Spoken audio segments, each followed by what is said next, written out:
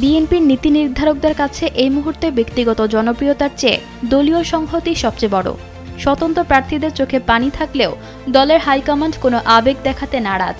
দলীয় সিদ্ধান্ত অমান্য করে যারা স্বতন্ত্র প্রার্থী হিসেবে মাঠে রয়েছেন তাদের প্রতি বিএনপির বার্তা অত্যন্ত স্পষ্ট, হয় দলীয় সিদ্ধান্তের প্রতি আনুগত্য, নয়তো আজীবনের জন্য বহিষ্কার। বিএনপির জ্যেষ্ঠ যুগ্ম মহাসচিব রুহুল কবির রিজভী স্পষ্ট জানিয়েছেন, ধানের শীষের প্রার্থীর বাইরে কেউ বিদ্রোহী হিসেবে মাঠে থাকলে তাদের বিরুদ্ধে সাংগঠনিক ব্যবস্থা নেওয়া হবে।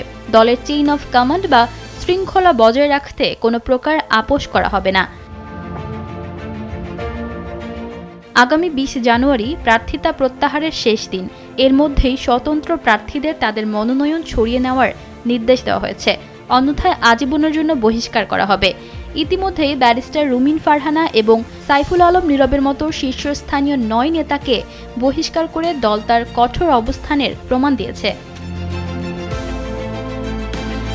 বিদ্রোহী প্রার্থীদের মধ্যে যারা ত্যাগী ও জনপ্রিয় তাদের সরাসরি বহিষ্কার করার আগে কেন্দ্রে ডেকে আলোচনার পরিকল্পনা রয়েছে। তাদের বোঝানো হচ্ছে যে দল ক্ষমতায় গেলে ভবিষ্যতে তাদের যথাযথ মূল্যায়ন করা হবে। মূলত আশ্বাস ও হুঁশিয়ারি, এই দুই কৌশলে দলীয় ঐক্য অটুট রাখতে চায় বিএনপি। ২০ জানুয়ারি হচ্ছে সেই সীমারেখা যা নির্ধারণ করবে কারা দলের অংশ হয়ে থাকবেন আর কারা চিরতরে পরিত্যক্ত হবেন।